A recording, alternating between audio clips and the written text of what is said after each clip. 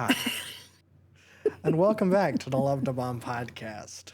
I'm your host, Jerry, and as always, I'm joined by my nihilistic mother, Christi. Nice word. So perfect for our movie. Absolutely. Yeah.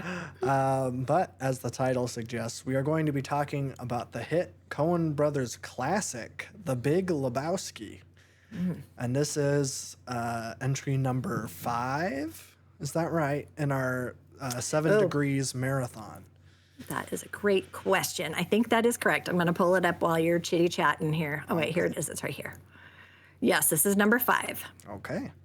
Well, we established this last time, but if you did not see that episode, we've basically been doing a chain, kind of, except with this one.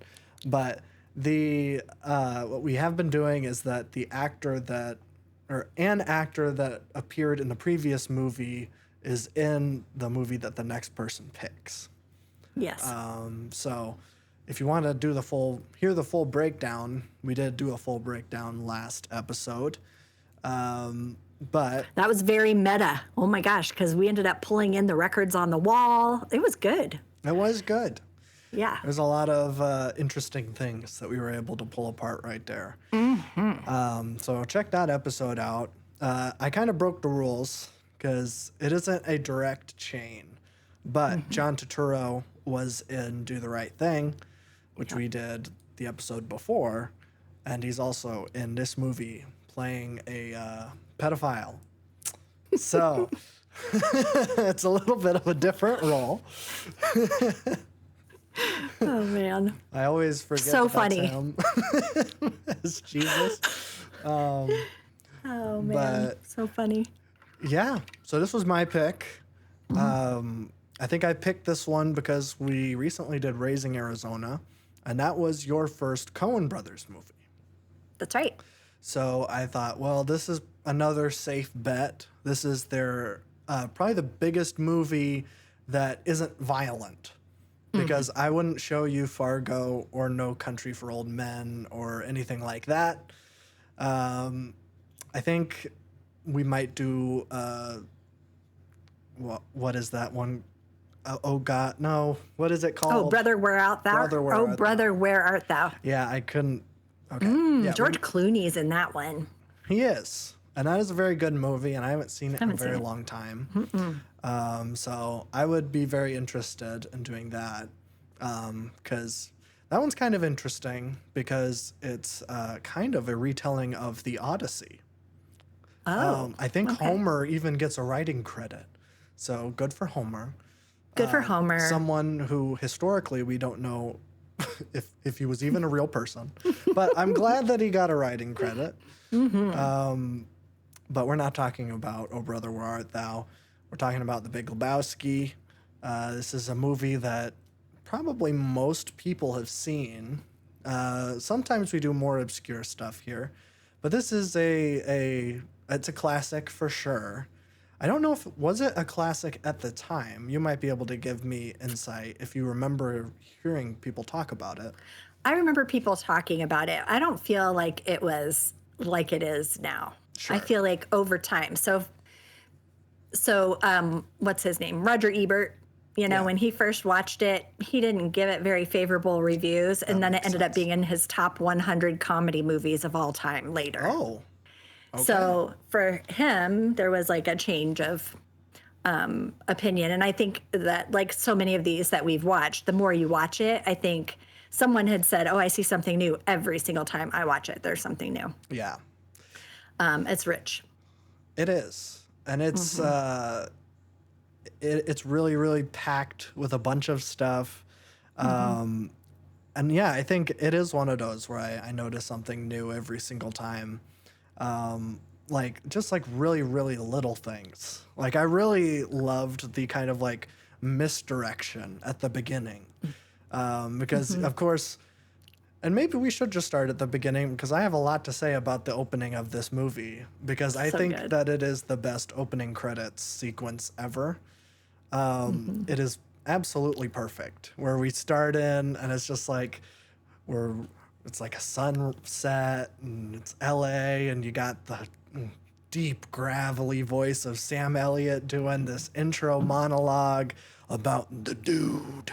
I loved it. It's so good. And the tumbleweed, like, Yeah.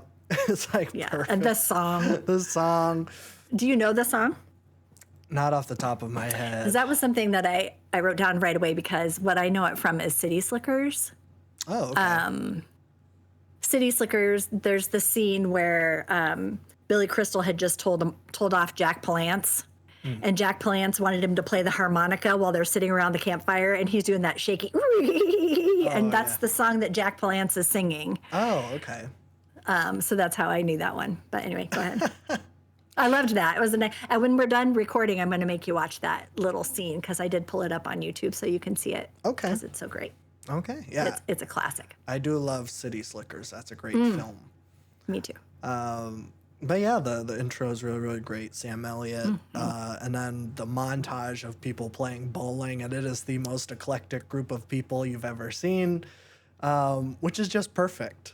And then we eventually like settle in with, or wait, does the rug pissing happen before that? Oh, shoot. Or no, it's like when he's home. He's coming home from bowling. Yes, because they're waiting for him when he walks in the door. Yes. Yeah. And that's where the plot starts. But speaking of bowling, well, actually, I'll save that. I'll save that for later. Okay. But what I was going to say was I love the misdirect, where it is these like two thugs that break into the dude's house, and they give him a swirly, and one of them pisses on the rug. And I was like trying to watch it as if like this was my first time, and I'm like, this is kind of like really clever, because when you see these guys, they're wearing like sleeveless shirts, and one of them has like a ponytail, and they're both like really dumb. And like when you see that on your first go, which I guess you could maybe talk about, you're just like, oh, these are just some thugs. They mention like Jackie Treehorn. This is what happens when you mess with Jackie Treehorn. And so you're assuming, oh, this is some sort of like mob boss, or some sort of like, he's some heavy or whatever. But it turns out that Jackie Treehorn owns a porno business, and these guys are porn stars. And I'm like, these are just like two knuckleheads that were sent to rough this guy up. And they couldn't even get it right, because like, No.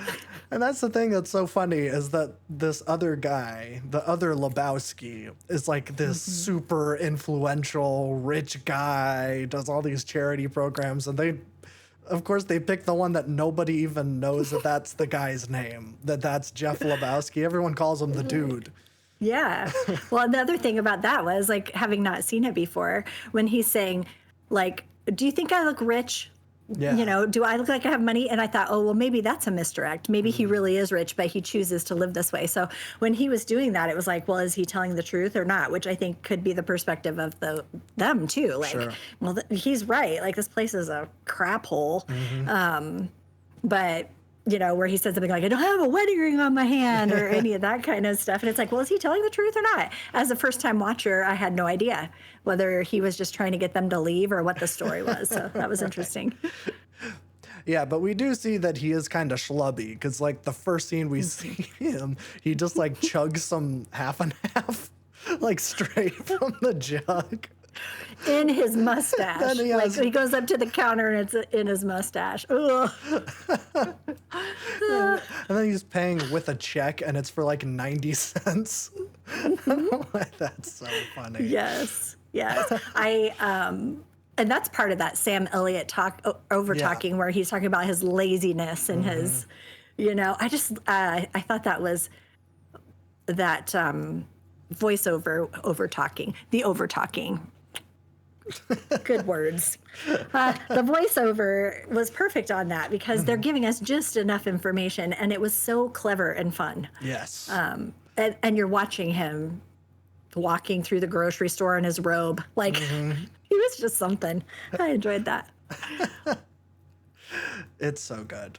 The whole intro of this movie is so good, and it keeps that momentum going. And like, once that mystery is started with like, where's the money, Lebowski?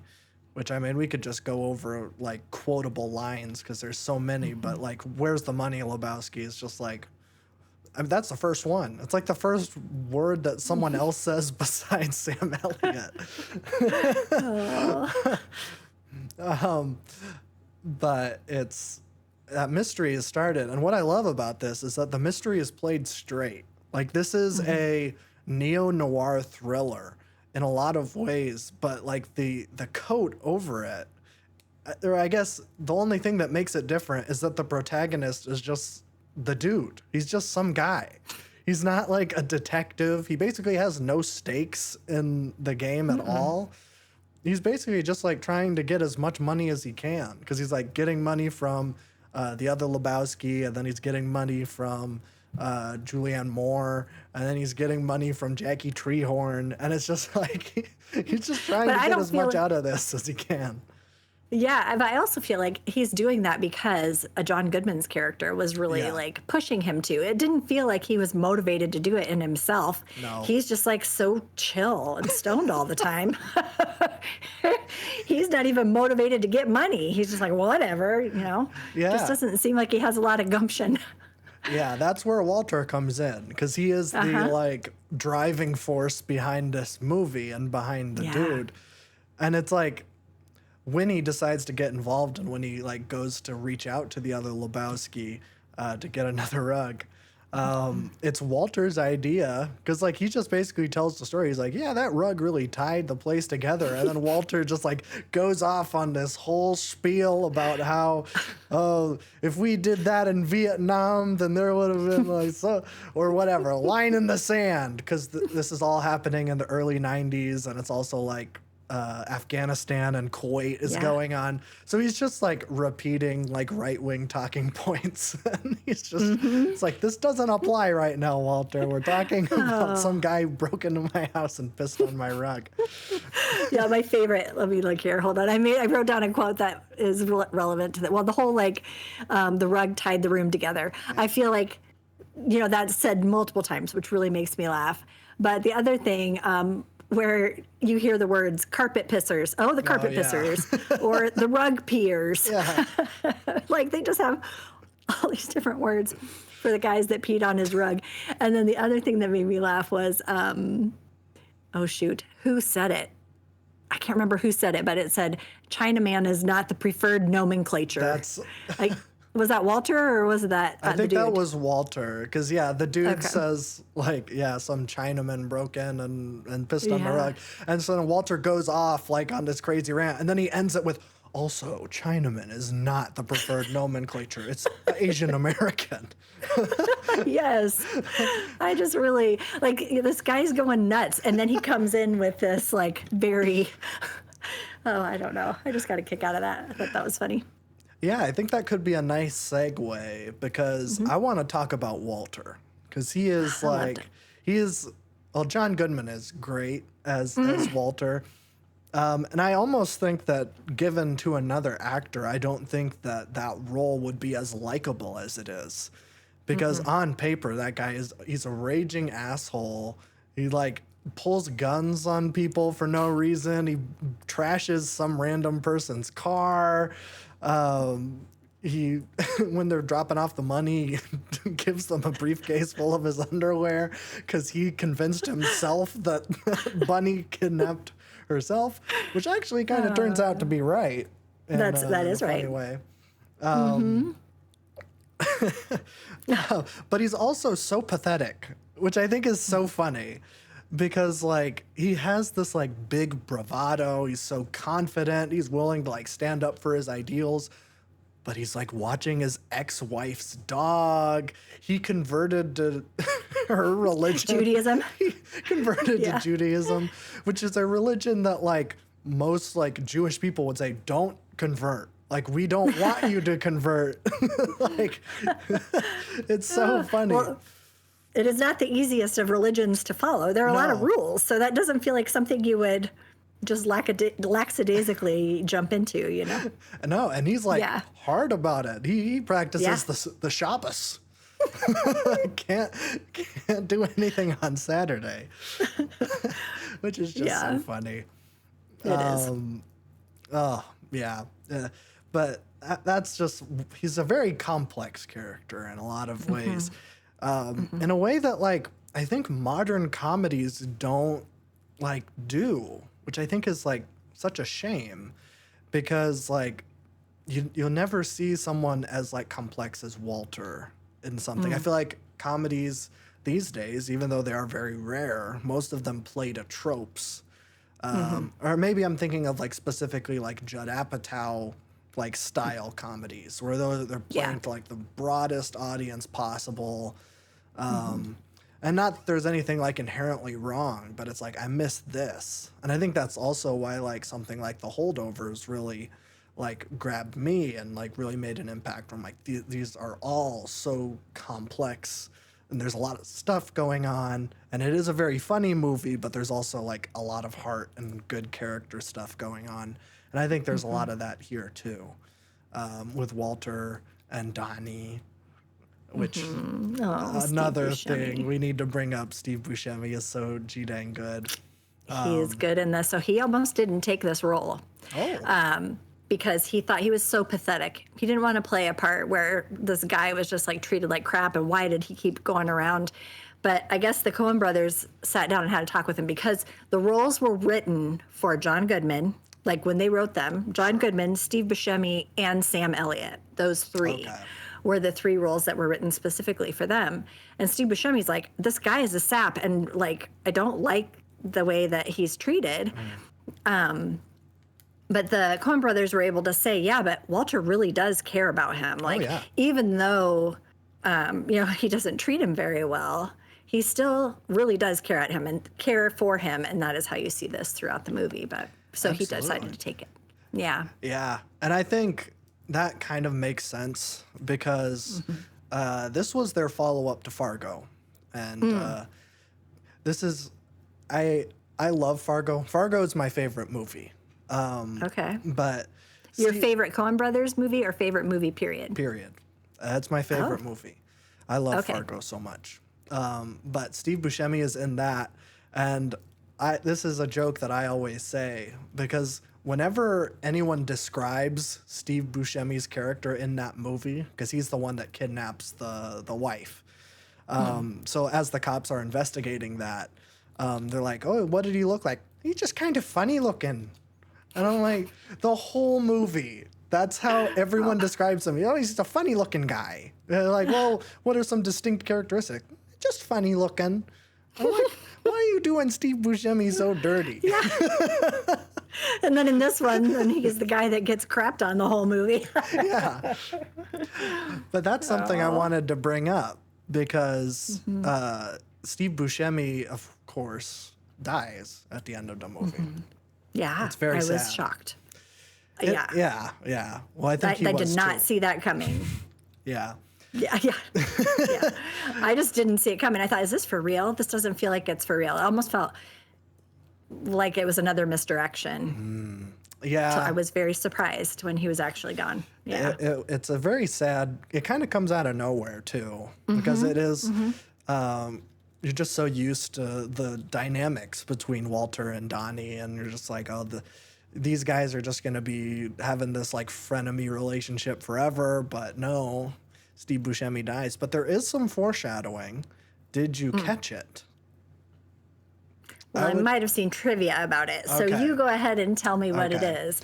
The thing that I know is about the strikes. Is that what you're talking about? Yeah. Okay. Yeah. Because every time that they go bowling, the first shot that we see is Donnie doing a strike. And he goes, whoa, and then he goes back. And we're in the middle of the story. That's like every single time we go bowling. It's kind of from Donnie's perspective, which I think is a really, really clever way to get, like, exposition scenes, like, completely out of the way. Like, what is it? The Vulcan mind meld from Star Trek, where it's just like, I'm going to give you all the plot details so we don't have to repeat things for the audience. That's basically what that is. So, like, they're entering in the middle of the conversation, which is why Donnie's always asking questions or repeating things, and Walter has to be like, shut up, you're out of your element, Donnie. But of course, right before Donnie dies, he gets a 9, not quite a strike, and he's confused. He's like, oh, that's weird. And then he goes back, and then as they're leaving, that's when he dies. So it's a nice little bit of foreshadowing in an otherwise, I mean, it's a goofy movie, but it is like that part of it is not played for laughs, except at the very end when they're spreading his ashes and it blows back in the dude's face, which is so funny. He's just like covered. It was so funny. There's so many times in this, and it does give similar vibes to Raising Arizona, which makes sense. It's like almost super cringy, like just riding that edge of like too much or having an awkward feel, but then still like staying on the good side of that line. I don't feel like there was ever a time where I was like, oh no, that wasn't. Oh. I feel like they ride the line really well, and they never went in a direction I felt was not amusing or too far. I thought they pushed it just far enough, and I liked that a lot. Yeah, it definitely rides that line. I think it's that scene, and I wouldn't even say that that's particularly like cringy, mainly because of like how that scene resolves, where like the dude starts to blow up at Walter, but then Walter is like, I'm sorry. Like he's actually like becoming emotional. And I'm like, okay, I do like that there is this like kind of vulnerability. Like that's the part of the movie where we really get like, okay, Walter actually did really care about Donnie, and this is like hitting him hard. Even though they poured Donnie into a Folgers tub. Folgers can, because they didn't want to pay for the urn. Yeah. Which again is fair. I don't know what either of them do. I don't think either of them are working. I think they just bowl. No, I know. The other thing I think about too is, so, you know, John Goodman's character talks a lot about Vietnam. And so just from the little bits and pieces that he shares, you know that he's been through some traumatic things. Oh, yeah. And people who've been through traumatic things, sometimes their responses aren't what you expect. Sure. And so, like, I feel like for myself, I gave him a lot of grace because I was like, this guy obviously cannot let go of that experience. Everything is around Vietnam. And, you know, most of the people that I know that were Vietnam vets never talked about it. So the fact that he was talking about it felt strange because people just didn't, or a lot of people that I am aware of, or even like, I've read a lot of books about people who've come back from the Vietnam War, and that trauma was so significant that they never spoke of it again. Like, that's not an unusual thing. So the idea that this guy is just talking about it all the time was so interesting to me because I have never seen that when it comes to the Vietnam War, which made me kind of wonder, like, what happened? Like, how is it that that's the way he's coping with whatever he went through there, that he is, like, so open with talking about his experience? I don't know. It was just something that was kind of took me aback a little bit because it's not really anything I'd ever seen portrayed before, specifically around the Vietnam War. Sure. I mean, it kind of seems like his like coping mechanism is to like completely buy into like the American like propaganda machine almost, where he's like, we were doing so good, we had to draw the line in the sand, otherwise those commies would have come in and ruined everything, and now he's like completely bought in on this like Afghanistan thing. So it seems like his coping mechanism is just to believe the establishment, which I guess kind of makes sense. If you're like fighting for that establishment in Vietnam, then it's like, well, this couldn't have been for nothing. All of this trauma like had to be for something, which, I mean, I feel like you see that a lot with like veterans, like in general. They'll have like flags up for the Marine Corps or whatever. So I'm like, okay, it's fine. Well, and I think the other thing too is with when we're talking about, I think that justification, like that need to say, I didn't do this for nothing. I didn't experience this for nothing. People didn't die for nothing. Yeah. And then you see people today who are standing up against the party that tends to be more pro-military. and are saying no, like this is not how it's supposed to be. Well, even I think about that army parade where they were marching out of step. That was a very purposeful decision that group of people made. That is a huge statement.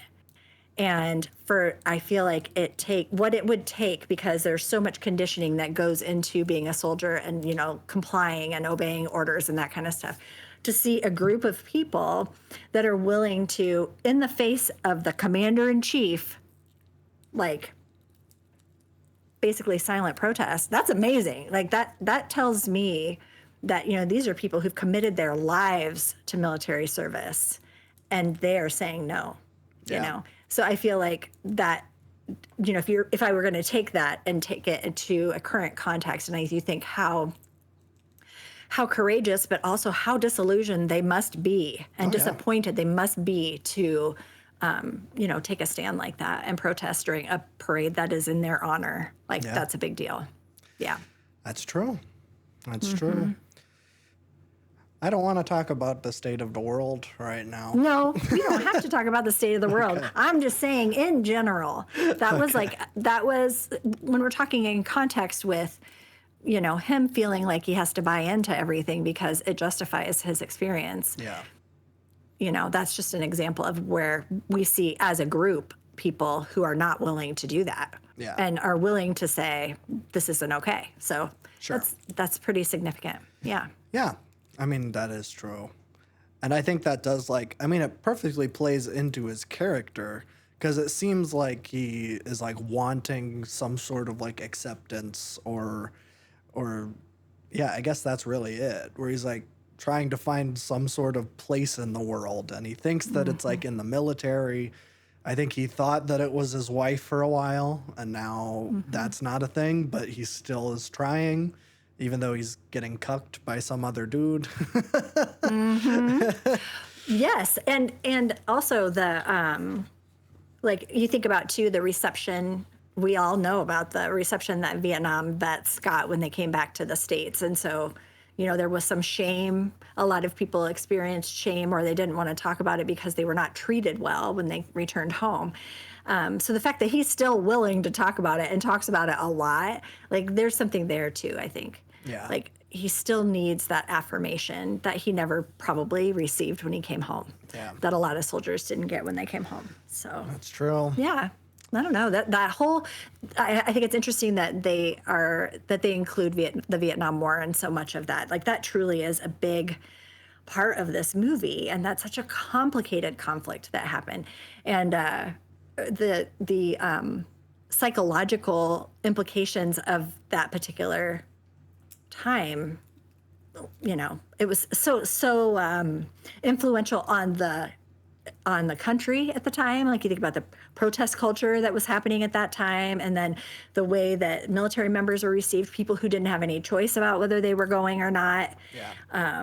They're drafted and then they come back home and they're treated terribly, and what that does to the military people who already have PTSD maybe. And it's just such that particular time I just think is so sad. Oh yeah.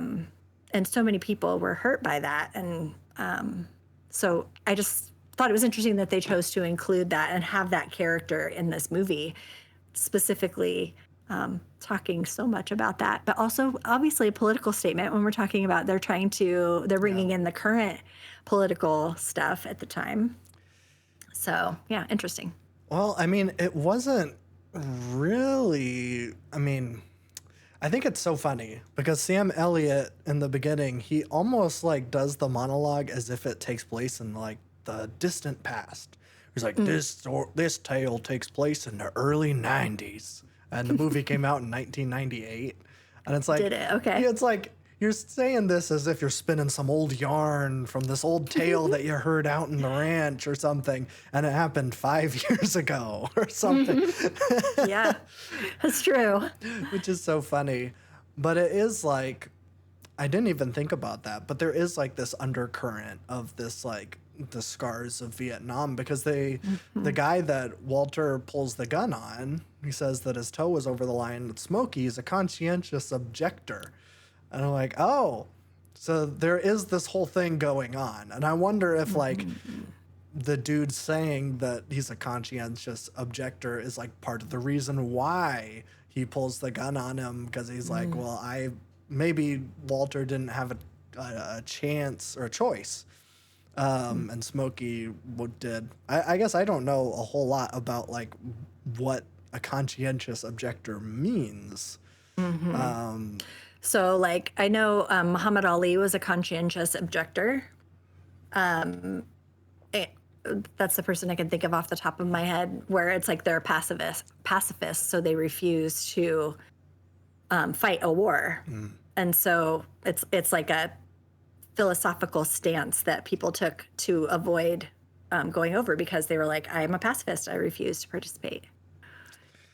So that's what that is. Okay, so then that kind of makes sense. We're really digging deep on this. Like, this is a really heavy concept, and this is like, I know, it's true. This is With such a goofy movie. Yeah. This is the same movie that has like a surrealist like thing where he's like banging Maud Lebowski, and it's like this 70s porno. I know. It's like, this is a so movie that we're absurd. talking about the ramifications of the Vietnam War. We're not talking about The Deer Hunter or something like No. that, or Apocalypse Now. We're talking about The Big Lebowski. It's true, but it's also true that there's reasons that they did what they did. Like, Well, sure. Sometimes I think, comedies. Sometimes, and you and I have discovered this as we've been talking about these movies that are, funny movies, and it's like, I can't believe we're talking about this movie. Like I'm thinking Grumpy Old Men. We're talking about, people's philosophy on life and that kind of stuff. Like, it is couched in humor and fun, but if you really dig get down into it, there are reasons that they chose to do the things that they did. Oh, yeah. And sometimes I think that's very interesting to at least think about, why they chose to have this be the issue for this particular character, why they chose to show actual news footage of the current events of that day. And, little did they know that particular, Desert Storm and stuff was going to go on for so long,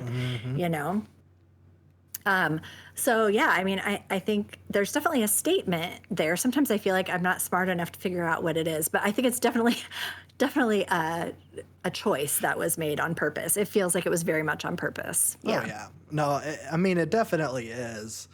I think, like, tonally, like, what we're talking about with, like, keeping this, there's, like, a lot of serious stuff in it. Like, it reminds me a lot of Ed Wood, and that there's a lot of, like Bela Lugosi is like, what's his, oh, geez. Why am I blanking? Martin Landau? No, the drug that he's taking. It's morphine. He's a morphine addict, Bela Lugosi.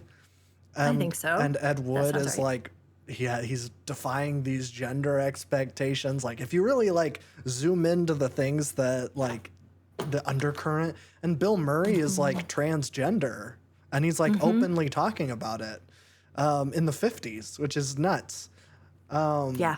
And so, like, there's a lot of, like, really heavy topics being talked about in that movie, but that movie is so much fun because it's just fun to watch these kooky characters get together and make a movie.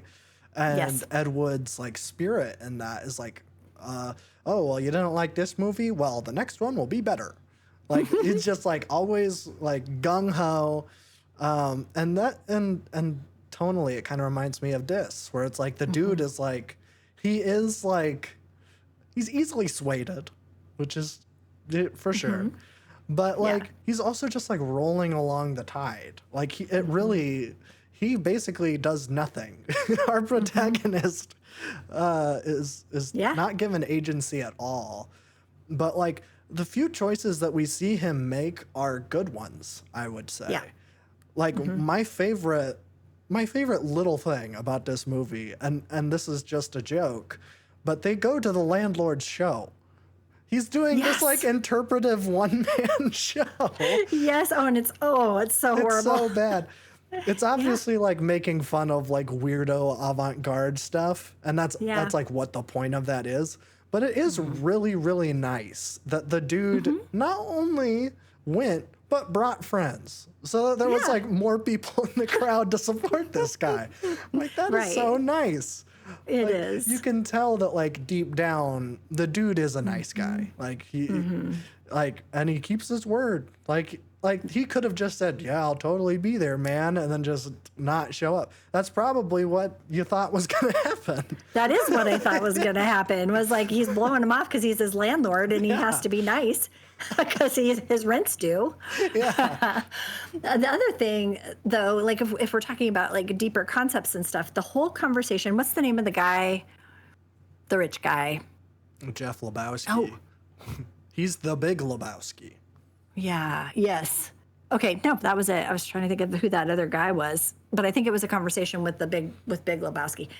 The whole thing about like, you don't contribute. Oh, what do you do? Yeah. Yeah. Like you know, when we're talking about him, like just kind of going with the flow, and there's a lot of the conversation between those two. I was like, that's like, oh yeah, that's right between the eyes. That was some real hefty dialogue that was happening there, and about, you know, like, where does your worth come from? If you aren't contributing, you know, financially to the society, then what is your worth? You're not worth anything. Like, I have money. I have, you know. Yeah. No. That was interesting too. I thought that was kind of a heavy topic in there. That scene is like so packed, like politically. Like, it feels like they were like really making a statement. Especially about like politicians at the time, like they Philip Seymour Hoffman is so dang good in this movie. Dang. he's one of the goats. I know. But can I tell you who auditioned for that role? Sure. You're gonna love this. David Cross. No. I know. He was like, I was so upset I didn't get that role. And then I watched the movie and I saw Philip Seymour Hoffman in it, and it totally made sense. But I was like, that's interesting. David Cross. Oh, David. Oh, David Cross. I was thinking of David Spade. When you said that, David Cross. Okay, David Cross, actually, that could be. He might be all right. That would be pretty good. Yeah, but he was like, I was so disappointed I didn't get it. And then I went and saw the movie and I was like, oh yeah, he was perfect. Oh yeah. Philip Seymour Hoffman was perfect. But they do kind of have a similar vibe, I think. They're both kind of... Yeah, at least like very witty, comedically. smart. Yeah. Yeah. Philip Seymour Hoffman is like really good, like a great serious actor. I don't know if David Cross has that in him, but he's great as Tobias in Arrested Development. Have you ever seen Station 11, the miniseries that they did? HBO, I think, maybe did it. He played a serious role in that. He was good. Okay. So yeah, I was surprised because I'm used to him, you know, being silly. Yeah. But he did a really nice job in it. He's a very smart person. Oh yeah. Which I always think is so interesting. You know, these guys that are playing goofballs and they're brilliant, you know. I've been hearing so much about Philip Seymour Hoffman on some podcasts recently and talking about how brilliant he was as a director and as an actor, which, you know, I knew that. I didn't realize he was actually like a genius sort of person. Oh, yeah. It's pretty great. Absolutely. Yeah. I was going to say... David Spade. You were totally right. David Spade would not be that's a good what I fit. was... When you said that, I'm like, well, okay, no, absolutely not David Spade. But David Cross, yes. Yeah, I was going to say, I'm like, well, Philip Seymour Hoffman is also really good in The Master, which is a movie that we won't watch. But as I'm thinking about it, I'm like, that's not a violent movie. It's just about Scientology, and it's really good. So maybe we will. I don't know. Yeah. That's the other one PTA. that it's what? It's I'm sorry. PTA, Paul Thomas Anderson. Okay.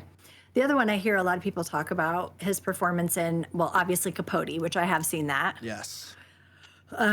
Is the other one is Doubt, where he plays a priest that's a pedophile. Yeah. And I've heard that's a very difficult performance to watch, but that he's just incredibly good in it. Yeah.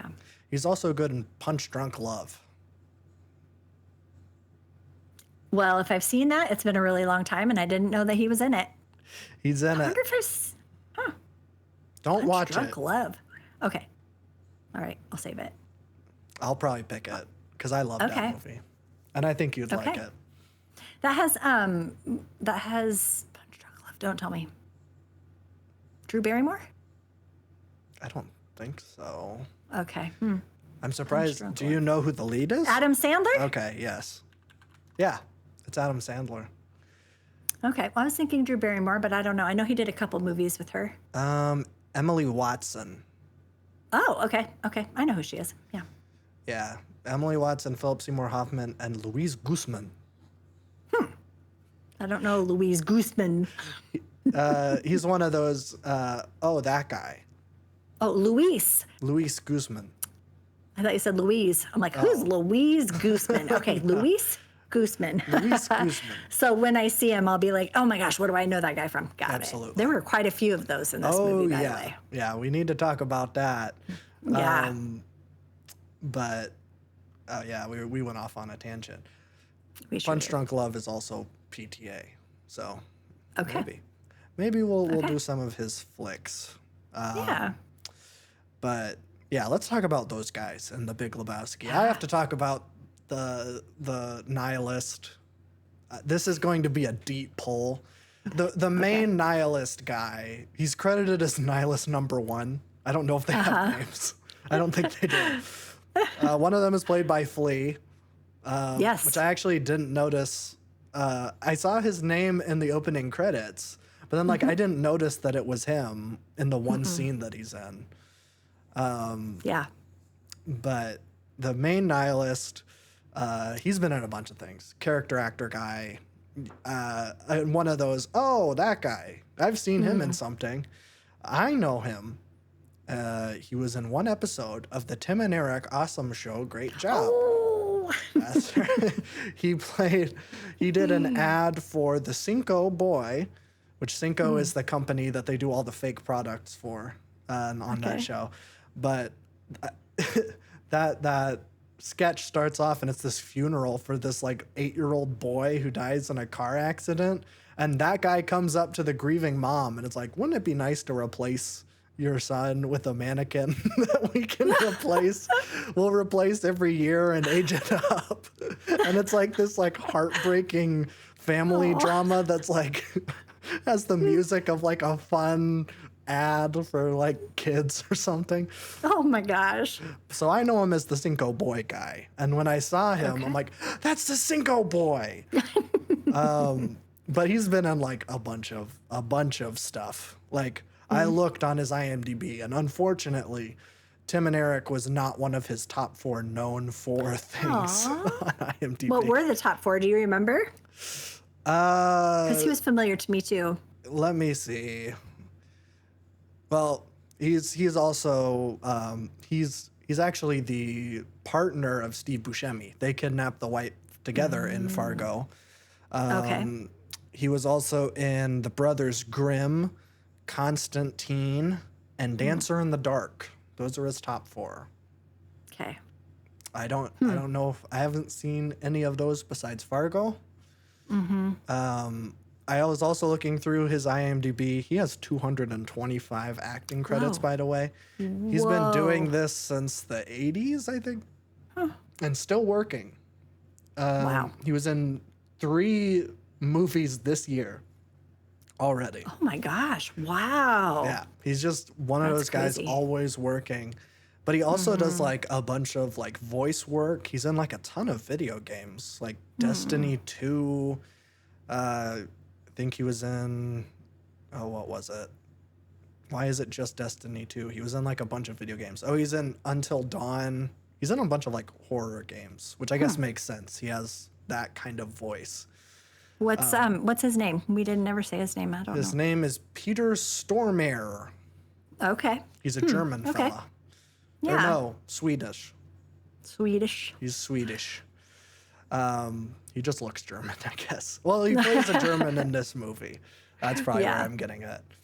Yeah. But there's that guy. There's Flea.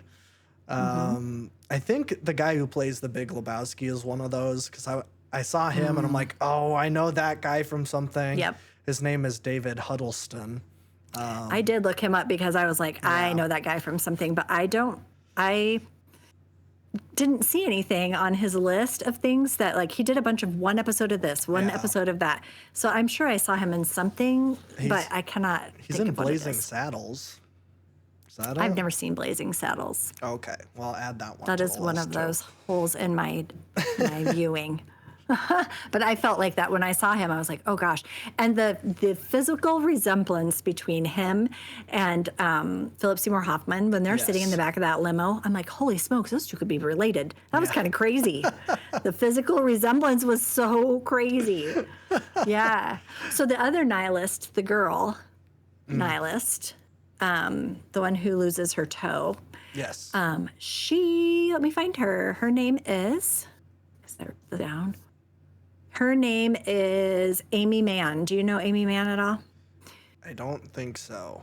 Okay, so she's a musician, actually. And she was nominated for an Oscar for Best Original Song for the song Save Me from Magnolia. That's another PTA movie. And she was the lead singer in the band Till Tuesday. Oh. I think, if okay. I remember right, did the Top Gun theme. Am I right? Or did I Top think they Gun did is Take My Kenny Breath Away? Loggins. Did they do Take? Oh, I think wait. they might have done. Is it Take My Breath Away? Top Or am I Gun. thinking of something different? Well, Take My Am I Breath wrong? Away is by the band Berlin. Oh, okay. Who's what? I got to look up Till Tuesday because that's going to make me crazy. Anyway, she is the lead singer of Till Tuesday and Okay. wrote that song for Magnolia. And her brother-in-law is Sean Penn. Oh. Oh, Voices Carry is the song that Till Tuesday was best known for. Okay. But anyway, yes. So she is a sister-in-law of Sean Penn's and is a musician. Like, that's her thing. So I think I've heard of writer, Amy musician. Mann. Now that you say it, and when I saw her name spelled out, because she has a very distinct spelling, I'm like, okay, I've Yes. seen that before. Yeah, it's interesting. But yeah, I mean, she was hardly in it at all. It's just Yeah. that one scene in the restaurant. It's the only time you really see her in that diner, right? Yeah, everybody orders, what was it, German Pancakes. style pancakes or something? Yeah. Yeah. Yeah. Okay. So there was her, and then the cops. When the cops show up to his apartment, and there's the white guy who looks like your friend Grant. Holy smokes! Oh. The white cop looks just like your friend Grant. I was like, "Whoa!" I'm writing this down because he looks like Grant. I don't know if you can find it so you can see him, but you're gonna look at it again. You're gonna be like, "Oh yeah, I can totally see it." I see. Oh, there's older cop and younger cop in the credits. Yeah, so it'd be younger cop. Younger cop. Mm-hmm. Oh, I've seen this guy. He's from Humboldt. I don't know Humboldt. It's in Iowa. Oh, Humboldt, Iowa. Yes. I thought you were talking about a movie No. called Humboldt, as in like I've been humbled. No. He's from Humboldt. Well, maybe he's related to Grant because he looks like Grant. In this anything's movie, possible. You're gonna have to go out there. And His look at name him. is Christian Clemenson, and that is not okay. Grant's last name, but I guess No, it could is be. not. This Okay, older well, we're gonna picture of go him look at- doesn't look like Grant, but maybe if Yeah. I pull up. Man, from the I was movie. like, whoa. Oh, it looks like Grant. The other guy, the old cop, that's the guy from Community. The old cop? Yeah. Wait. He was the guy that came in for Chevy Chase after Chevy Chase left. The older black guy. No, that's not him. Yes, it is. No. Are you sure? Yeah, It because said Community. Oh, I thought the guy that took over for Chevy Chase was Keith David. Am I I don't know. bullying? Keith. I don't know. Keith David I don't know. is I from looked The him up because I'm Thing. like that. Keith David. Keith David. Oh, yeah. Okay, well, whoever this guy is was also in Community. Oh. You're right. You're right. Yeah, because I know What was- Keith David. He's one of the last guys alive in The Thing.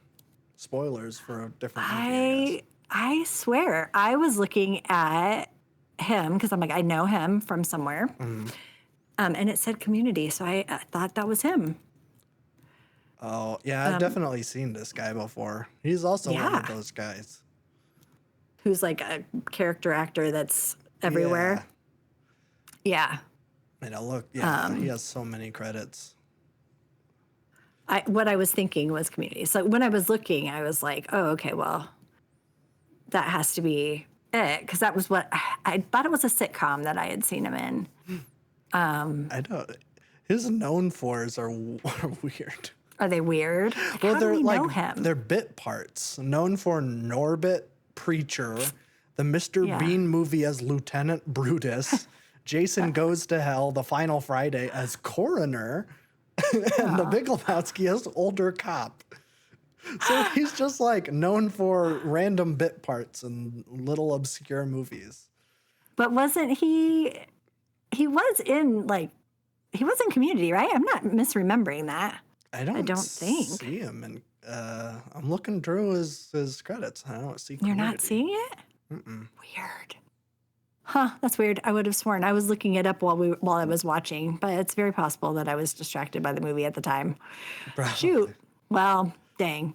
Anyway, I know him from things, and I can't tell you what, but that's also how I felt about Big Lebowski. Like, I know that guy from things, and I went out and looked, and I was like, single episode, and so it's probably that same situation where I've seen him in things, and I just can't think of what it is. Yeah, probably. Yeah. So him, and then, which I was wrong about, and then there was somebody else. I was like, oh, I know that person. Well, Tara Reid. I didn't even recognize her. Yeah, I know. I didn't recognize her at all. The guy who played the doctor, he played a character in How I Met Your Mother. He was their driver all the time in How I Met Your Mother for a season. Oh. His name was Ranjit, I think is how they pronounced it, and I loved that character. So that was super fun to see him in the movie. I don't know. I liked that show. It was one of my favorites. So anyway, those are the only ones I wrote down. I don't think I had any. Well, I mean, other than the big ones, like Julianne Moore, I knew she was in it, and but those are the big ones. And one of them I got wrong, so whatever. It's fine. It gave me a chance to say shout out Keith David. Well, yeah. And like we didn't even talk about this. Keith David is maybe one of the best voice actors of all time. He has been in like so many things. Like, I know him from The Thing, but, like, I was looking through his credits, I want to say, like, a couple weeks ago, and I'm like, this is crazy. He has, like, so many big roles in, like, major shows and major movies and video games. I'm like, this is nuts. Like, he has a very prolific voice acting career, kind of like Mark Hamill, where you're just like, oh, I know Mark Hamill, he's Luke Skywalker, but, like, he's the Joker to me. Like, he is the best Joker. Oh, so good. And I feel like there was someone else recently we went out to look at, and we were like, oh my gosh, look at all the voice acting credits. Was the guy from Regarding Henry? Oh, Bill Was Nunn? it the physical therapist? Bill yeah, Nunn. was it him? There was someone recently where we went out to look, and it was like, oh my gosh, look at all the voice work this person has been doing. And it was a ton, but maybe it wasn't that. Yeah, I don't It remember. was something else. Was it Bill Nunn? No, Ozzie Davis wasn't a voice actor, right? No, not really. I'm looking at Bill Nunn's right now. It doesn't look like voice work. I can't remember who that was we looked at the other day. Yeah, I tell you what, the Ozzie Davis keeps showing up in things. It's like some weird thing where it's everywhere I look. It's Ozzie Davis. I can't even remember what it was this week. If I'm like, why does he keep showing up everywhere? He's everywhere.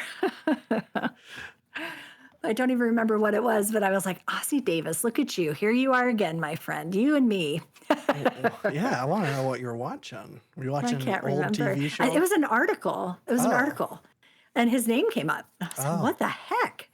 Like the guy's been gone for a while now. How is it that he keeps showing up in things? I don't know. It's interesting. Yeah. Anyway. That is interesting. I do have a funny little trivia thing that kind of tickled me a little bit. So that whole scene where they do the big musical number. Yes. And he's on what looks like he's going down a bowling lane and he's going between. Have you heard this? So he was going down between all their legs. And so those dancers went to the makeup department and had them put a bunch of pubic hair on them. Oh. And like the farther down he got, the more they added. So like, I was like, oh, that is so funny. Very clever. I enjoyed that. How did they even shoot that? Because he was like levitating. I don't, it kind of, to me, it felt like they had him on a scooter or something and they Maybe. were just pulling him through and, using It whatever special effects they had at the time. But just- yeah, they, spray painted a scooter bright green so that you could key it out. yeah, green screen it out. Yeah.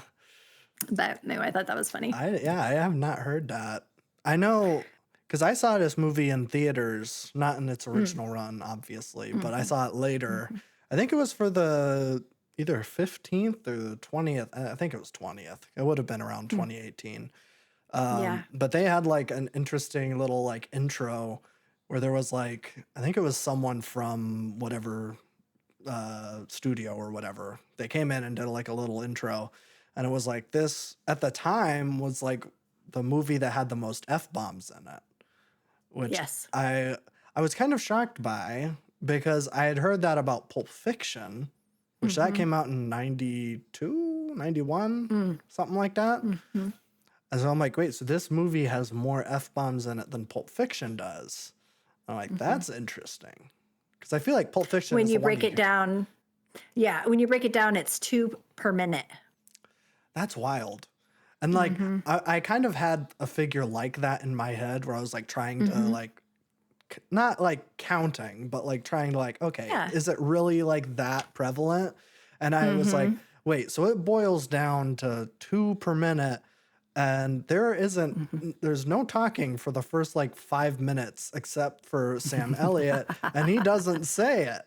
And so Yes. that's factoring it. You got to chop off like 5 minutes of nothing. So they really cram them in there. Yes. They did. It was quite a few. I'm doing I'm Googling it because I'm curious, comparing it to Pulp Fiction. Okay, so Pulp Fiction contains 265 instances of the F word, and The Big Lebowski contains 280. Oh, okay. So it has more. Yeah, interesting. Yeah, I don't notice it so much. I'm kind of becoming desensitized to it, but I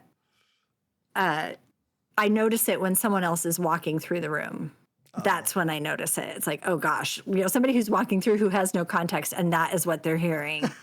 Then I notice it. Or of course, like if you had a kid in the room or whatever. But sure. I'm looking at the list of the movie with the most. Number 3 is The Wolf of Wall Street That makes sense. with 506. No, sorry, I got to get my glasses. Hold on. 569 in 180 minutes. That makes sense. It's just a That bunch is- of like stock people. Yeah. So it depends on the length. Okay, so Uncut Gems. So if they break it down by the minute, if the one is the F word, there's a movie that has the F word as the name of the movie. Oh, well then that And also there makes are 9.21 every minute. doesn't sound like it'd be a very good movie. I know, it doesn't seem like there would be much more happening there. Then number 2, if you're going rate per minute, is the movie SwearNet, the movie. Oh. And that's 8 point, SwearNet the movie, and then that's 8.35 per minute. So 1 less. And then Wolf of Wall Street has 3. So like if you're looking at per minute, Trailer Park Boys, Don't Legalize It has over 4. Bloody Christmas has over 4. Okay. Yeah, so it's not even like one of the top. It's like there's Wow. way more. But anyway, yeah, that's kind of crazy. Well, I'm sure it was like a bigger deal at the time. Like Yes. not so much. Okay, I just clicked back on the tab for Christian Yeah. Clemenson, and that dude does look like Grant. That's kind of crazy. I told you. I'm like, there's like a younger like photo Yeah. of him with glasses, And I'm like, oh, okay, Yep. I see it. Yeah. now. If you go back and watch that scene, you will 100%. I mean, I died. It was so funny to me. I was like, oh my gosh, it's Grant. It made me laugh. That is kind that of was nuts. good. Yes. All right. So, are you ready for some, I don't know, tidbits of interesting things? Sure, yeah. I don't know how much I have here. I feel like we talked a lot about, I liked, there was a scene where he was going through all of the names. The dude, his dudeness, Duder, El Duderino. That made me laugh. El Duderino with brevity's not your thing or something like that. El Duderino, yes. The other part that really made me laugh was when he spent all that time barricading the door and then they pulled the door open. It's a pull door, not a push. That was hilarious. I loved it. And then doesn't that come up? Because then like he walks back into his place like a couple scenes later and he trips on it. He trips over the board. Yes. Yes, I loved it. Okay, so in numerous interviews, John Goodman says this is the most fun he's ever had shooting a movie. So That tracks. sounds like it was a really great filming experience, which I like. Yeah. The costuming in this I thought was fantastic, especially his costuming. For And Walter? they said that most, it was the dudes. Oh, the dudes. Yeah. Yeah. That most of his wardrobe was actually his. Oh. And including the jelly sandals, which I got about halfway through the movie before I realized he was wearing jelly sandals, and that just absolutely cracks me up. I don't know if you noticed them. They're those clear plastic sandals. Oh, I didn't notice. Yeah, it looked like he was barefoot a couple times. I was like, is he barefoot? And then when he gets in the car and he puts his foot up on the seat, I was like, oh my gosh, those are jelly sandals. That's hilarious. And they were actually his, which makes it even funnier. I loved that. Very funny. The recipe for a White Russian, Oh, in yeah. case you're curious, 2 parts vodka, 1 part coffee liqueur like Kahlua, and 1 part cream. So that's it. He's drinking. Yeah, He's he drinking drinks a half lot and of half. Yeah, and like when he's in the store, he's drinking half and half.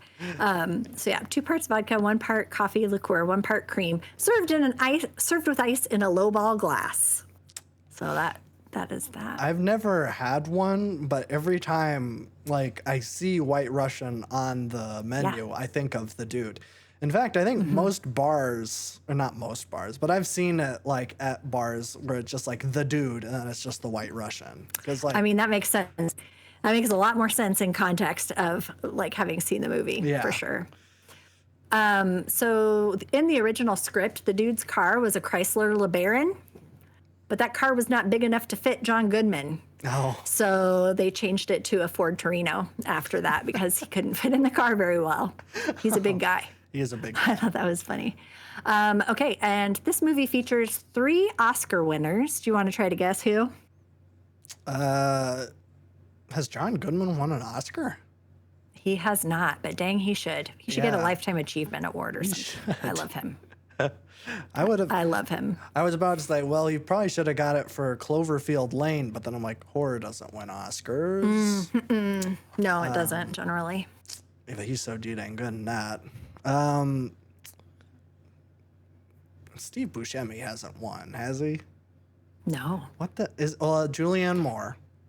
Yep. That's one. Philip That was Seymour for Still Hoffman. Alice.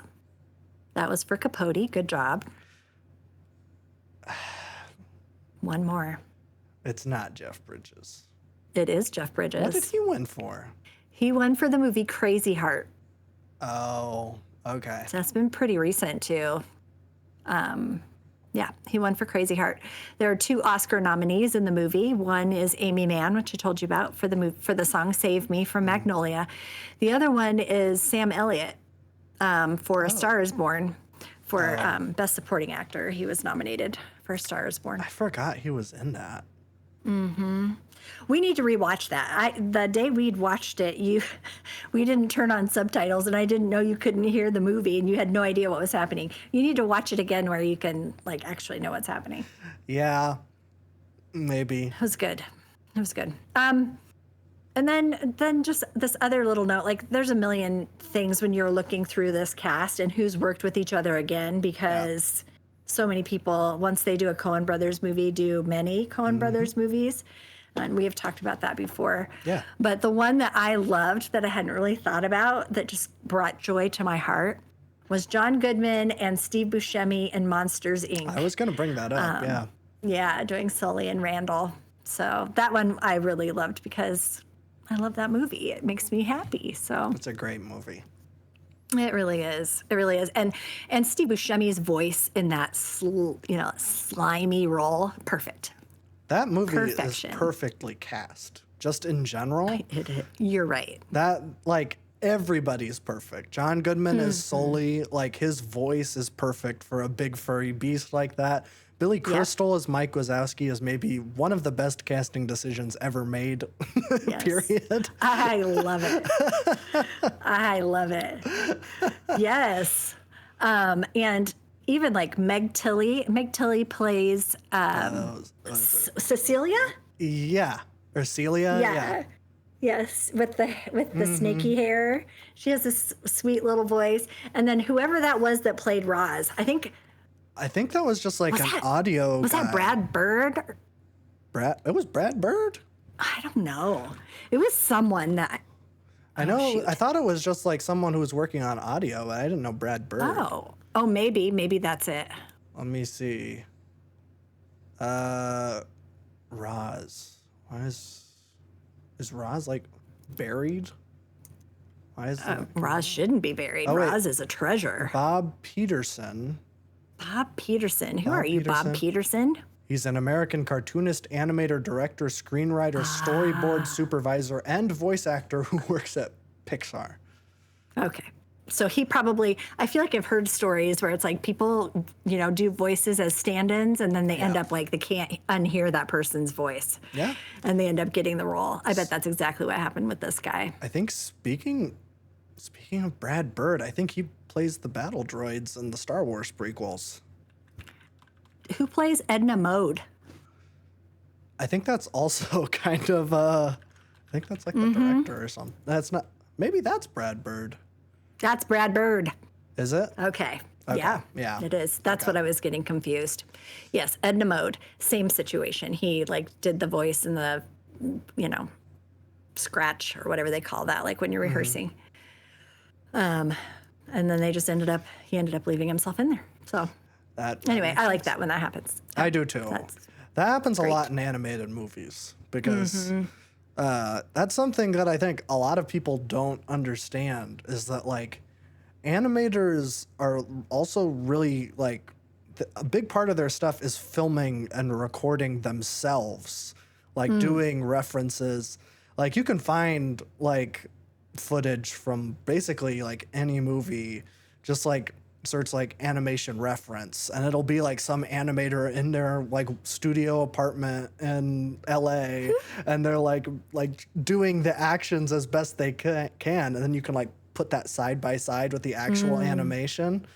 It's kind of like rotoscoping, but it's just basically you're using it as a reference. And so that kind of happens a lot where it's like someone gets really into it and then they kind of bring that energy and they're like, well, yeah, you already do it. So come on. That's awesome. I love that. I do too. I love that a lot. Animation more so than most other like filmmaking like techniques seems to be like the most like collaborative and like just like stuff kind of naturally creatively happens where it's like, oh, okay. Don't have to worry about casting that role. You got it. You didn't even didn't apply, but you got it. But it's yours. It's yours because you do it so good. Yeah. Monsters Inc. You're right. That is like chef's kiss of casting. Because I think Richard Kind does a voice in there too, which I love. Richard Kind. Yeah.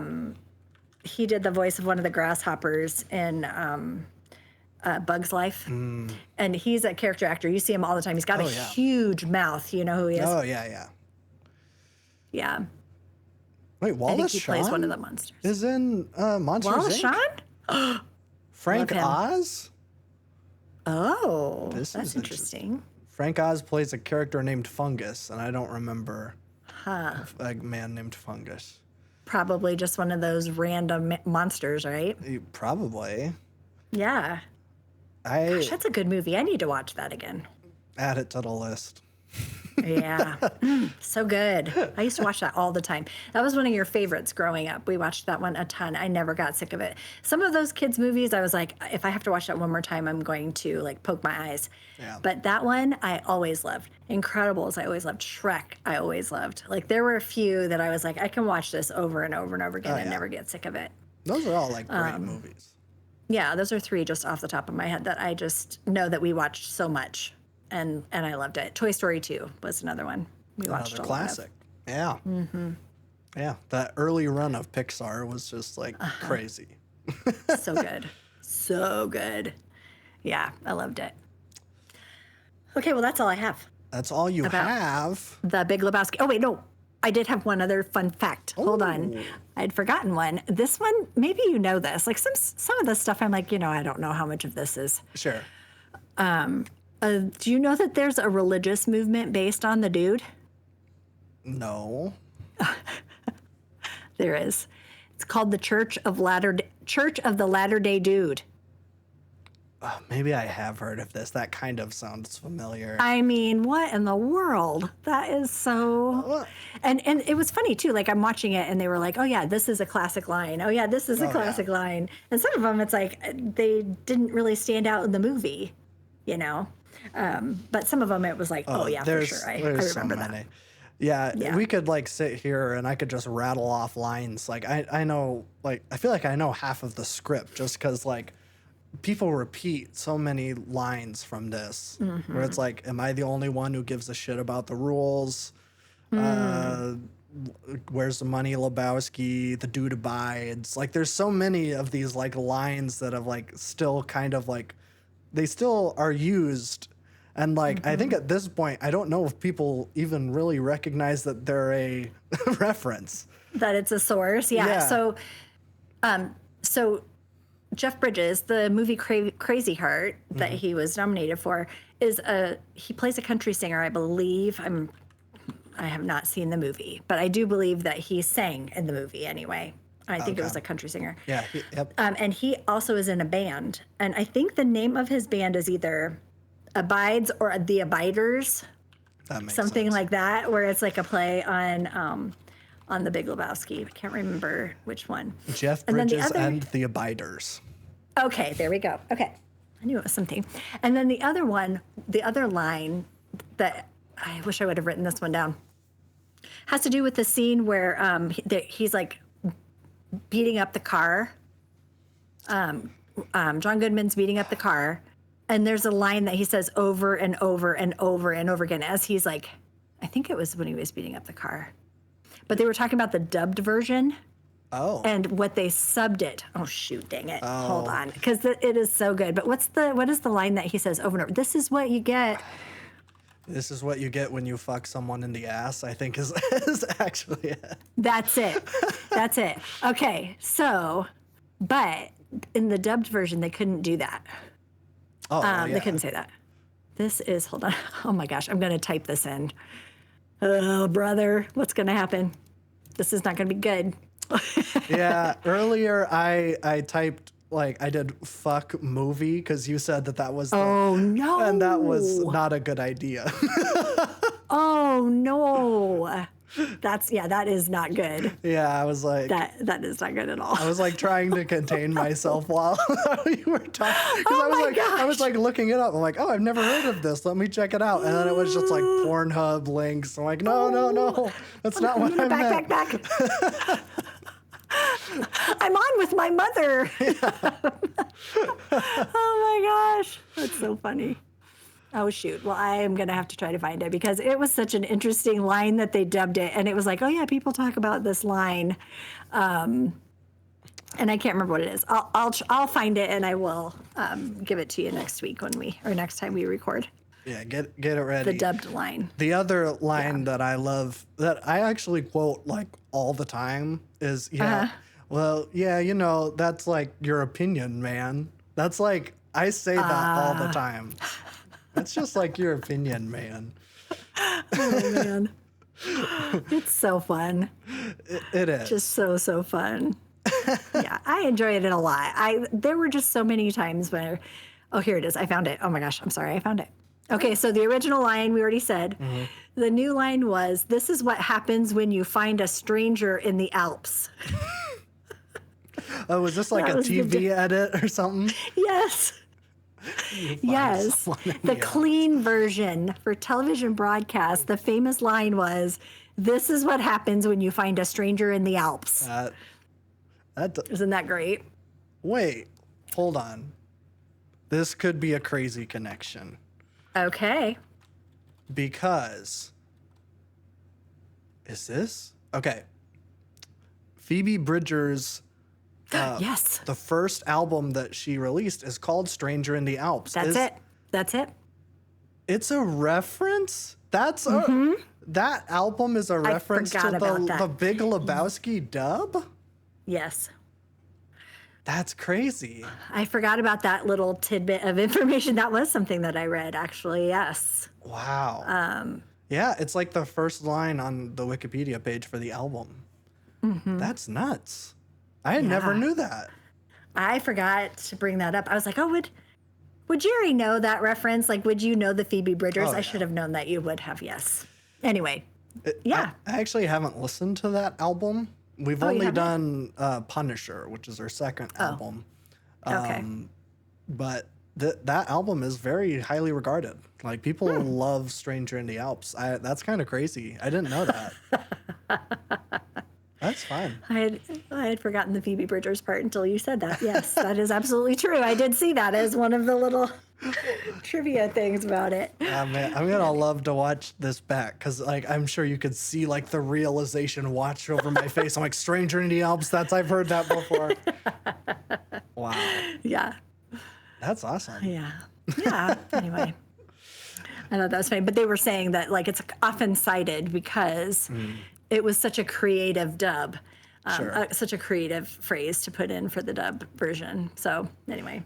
I feel like that's like such a, I want to say like lost art, but that's not exactly the right word. But there's like so many of these like funny, like not necessarily like mistranslations, but it's like the studio trying to cover up like expletives or whatever. Oh man. Growing up all the time. Yeah. I remember watching things and now, even now, I'll watch the real versions of stuff. When I had watched it a million times, I'd recorded it off a TV with my VCR. And then I see the real one. I'm like, oh my gosh, that's what they were saying. Like, that is not at all what it said when I watched the dub version. They tried to line up the lips. Oh. And so sometimes those dubs were very creative because they didn't want you to be able to tell on their faces that they had put in a different word. And so, sometimes they were crazy, some of the dubs, because they were trying to line it up. So that makes sense. You got the same number of syllables. And yeah.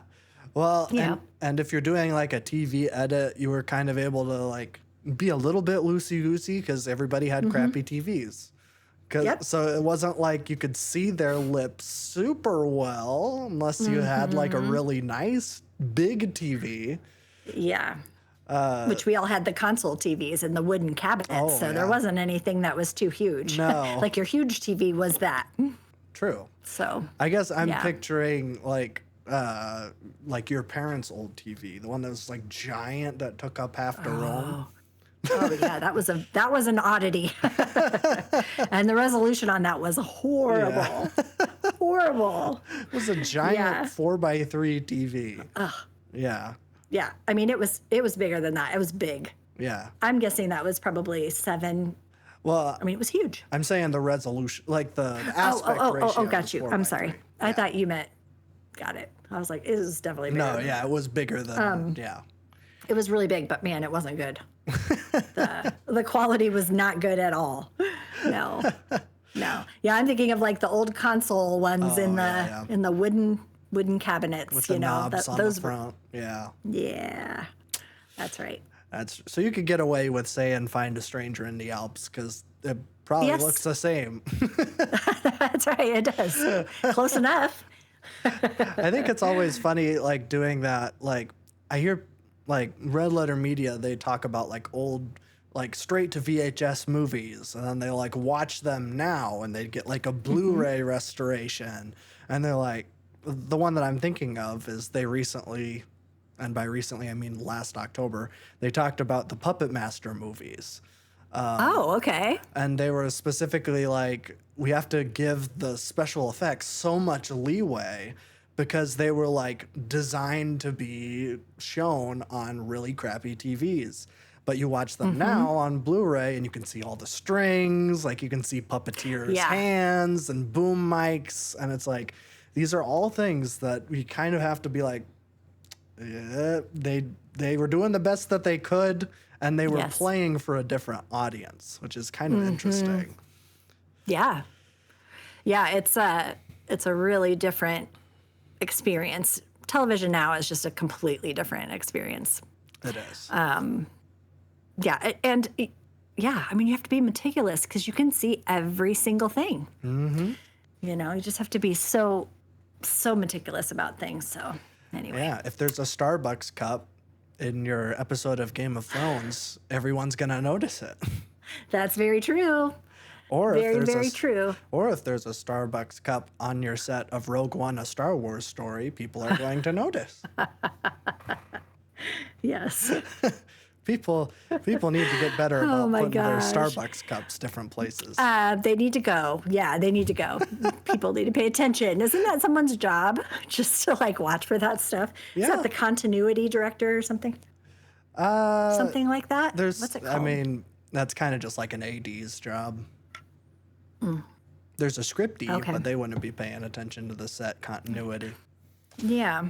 I always used to love to watch for stuff like that. I found it very fun. Little mistakes. Mm-hmm. Yeah, they are Yeah. the best. They are. I love in movies when you can see the reflection of the camera. In like bad movies, you see the reflection of the camera, or you see like a light, like the stand of a tripod, or if the boom mic peeks in from the top. It's like, they trying. I don't usually notice those. What I notice are like, oh, the light switch was on, then the light switch is off, or things like that. okay. Those are the things I tend to see. Continuity stuff. I very rarely see boom mics, but I know it's a thing. It is a thing. It's really rare and like a professional level like thing. But Sure. you have to like that being a boom operator is so hard. And let's just do a little bit of a shout out to all the boom operators out there. Yes. Because for some reason it's like one of the only things that hasn't been like, you don't leave it. Like it isn't on a tripod or anything. Like even now it's still like some dude just standing there with their arms all the way up for hours at a time. And the thing about boom mics in general is that you want to have it as close to the person as possible without being in frame. So at all times you're holding it and you have to hold it like exactly where you need it to be. Because if you move it down a little bit, then it's in frame. Like it's on the very edge. So that you can get the best quality sound possible without it being in frame. So like when you see the boom mic, it's usually in like some B movie or whatever, where maybe they were like just trying to rush it out quickly, or it's like maybe like Roger Corman was like notorious for this, was like this 80s B movie producer guy, and he was just cranking out movies. I think I looked at his IMDb. I think he made over 1,000 movies in his lifetime. Whoa. Oh my gosh. Crazy. Yeah. Like he, fun fact about Roger Corman. This is a little bit of a tangent from Big Lebowski, but Roger Corman, interesting guy. Super, super prevalent in the like straight to VHS, straight to video movies of the 80s. He was filling up those video stores. But he like actually worked with a lot of people that would go on to have huge careers.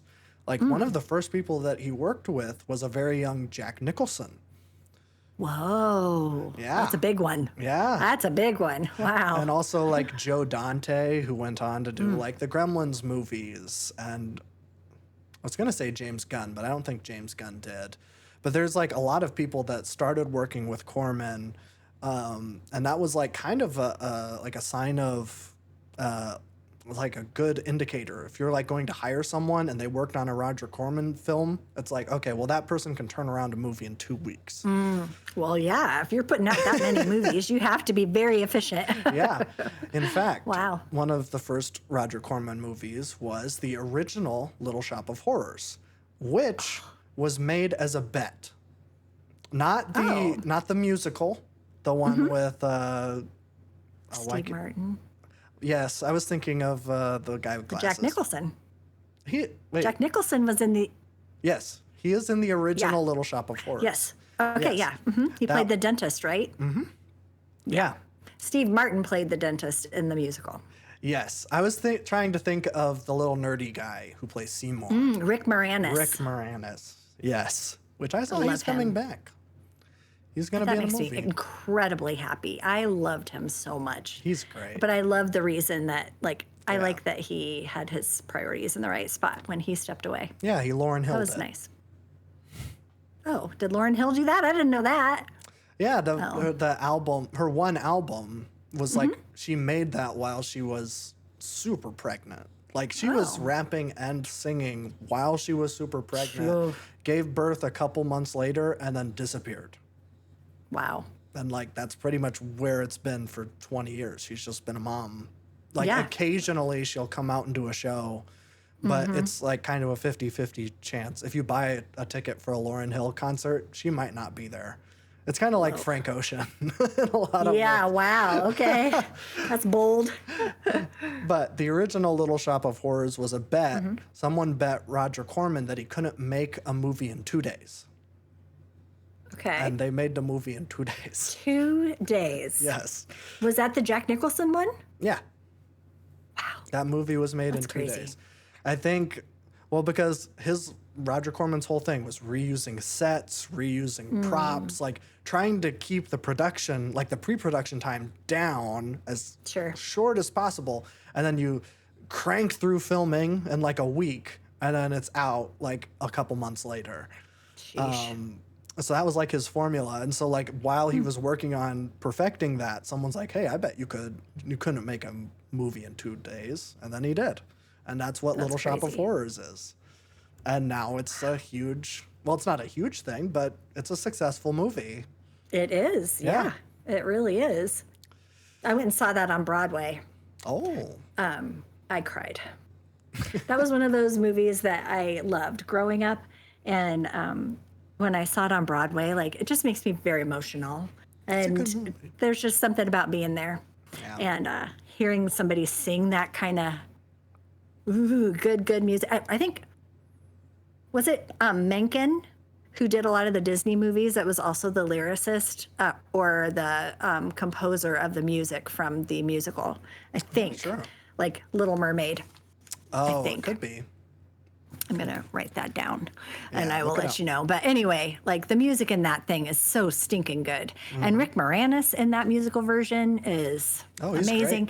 And the 3 girls that sing, like they're the doo-wop girls in the thing, one of them played Martin Lawrence's wife in the show Martin.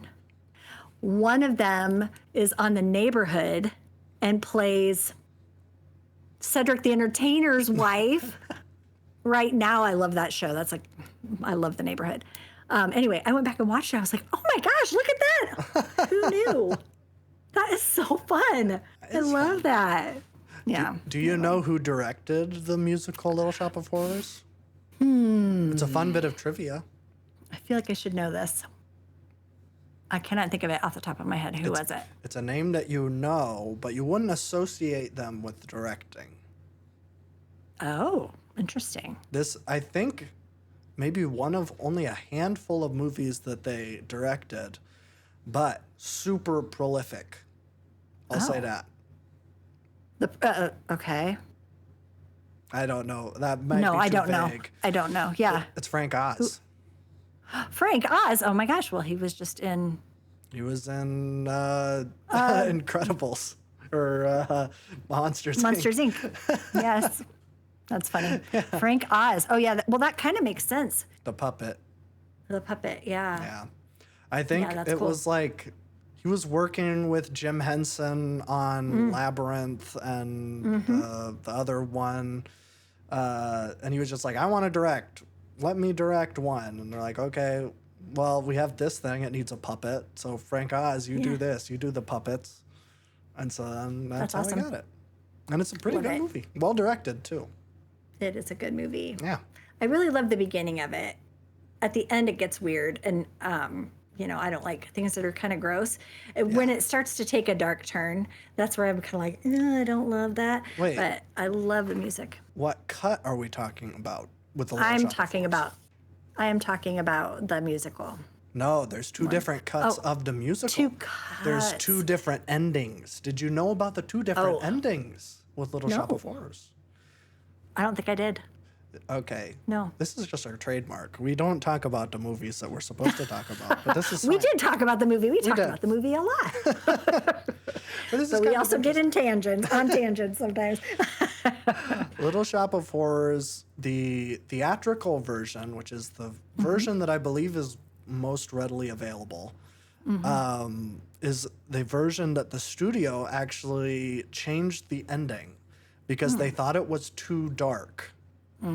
Because I think it ends in the original cut. There's like the plant Audrey grows like super huge and like takes over the entire like town. And I think there's like they made this huge like it's an oxymoron. This huge miniature of the building and like had the plant on top of the building and it's like this huge dramatic thing. And they were just like, no, this is too dark. Audiences won't like it. And so then it like awkwardly kind of ends and then it like cuts to like them being in front of like a white picket fence and a house. And like they end up being a happily ever after. It wasn't until like, I want to say like 5 years ago that the original ending made it out there and you can watch it. And I think there are like, you can find the like whatever director's cut or whatever on different streaming services that have the original ending in there. So if you want to get really sad at the end of Little Shop of Horrors, then you can check out that cut. But Because does I think they all feel die. yeah, that's what I thought too. Like think the plant so. takes over, and then a bunch more plants come or something. Yeah. Or Yeah, because Yeah. isn't like at the end, isn't like Seymour like dying or something? It's been a minute since I've seen it. it's been a minute. I don't remember the end because the end always made me sad. So I just Yeah. watched the beginning. That's fair. Yeah, I like the sunny parts. because doesn't he get into like a fight with Audrey and then like he loses and then the plant starts going and then it's just like as he's dying, it's just like cuts to them together at the house and they're like, we're super happy. We're glad we made it out of that jam. I don't remember now. Add it to the list. Got it. What was the other one? Oh, Monsters Inc. was the other one we said. Oh, I was like, we don't have to do Were that. you just being not facetious? I can't think of what the word is that I want to use. I was Okay, I'll cross just that one off, joshing. but I will put Little Shop of Horrors on there. I would love to watch. I haven't seen it in Yeah. a long time. Me either. But I do really love the music for it. And I It's love really Rick good. Moranis and I love Steve Martin and can't remember the name of the girl that plays Audrey. I don't know. Because it's Audrey and Audrey 2. And I That's cannot think of her name. But man, what I love about her is she has this little mousy voice. And then she goes to sing Suddenly Seymour. And you're like, where the heck did that come from? Yeah. I mean, it's an Whoa. impressive performance. Oh, man. Yes. That song, every time. Suddenly Seymour gets me. I just like want to cry. I get goosebumps all over. It's so good. The music in that is so good. So good. Yeah, I do need to see who wrote that music, though. Okay. Do you want to know what the movie I picked for our what was it? The 7 degrees of separation? marathon. What are we calling it? The 7 degrees marathon. Yeah. Okay. What's so, number 6? Okay. So I had a very big decision to make. There's a lot of Because- different things you could go here. There's a lot of people. And I wanted to give you the most options for where to go on the appreciate next that. one. So I'm doing number 6. Am I doing number 6? Mm-hmm. Okay. Hold on. For some reason, I was thinking it was number 5, but that's not right. It has to be number 6. Yes, that's number 6. Okay. No, it's number 5. It's number 5. Is this number 4? This was number 4. So we started with Walter Matthau, then we went to Ossie Davis, then we went to Bill Nunn, and then we went to John Turturro. Okay. Okay, so this is number 5. Number 5. Number 5. I've decided my person, because I adore him, is John Goodman. Good pick. I was trying to choose between 2 movies. The first one I was trying to decide if I wanted to do was the movie King Ralph. Okay. Where he is an American, but he ends up becoming the King of England because of some weird family thing. Okay. But there wasn't really anybody in there that was super famous. It's a great movie. In fact, every time I've said to people, I'm going to choose John Goodman, I'm going with a John Goodman movie, people are like, like your dad said, you should do King Ralph. And Aunt Kara was like, you should do King Ralph, like both of them. Which is a very obscure movie, but it's very sweet. It's a little romantic comedy. It's very sweet with John Goodman. Okay. And he dates a British girl and he becomes king, and he doesn't know anything about being a king in England. It's very good, very cute. The thing I remember is them being on a Ferris wheel. That's what I remember. So then I was like, well, okay, so there's not enough famous people for you to work from then when it's your turn.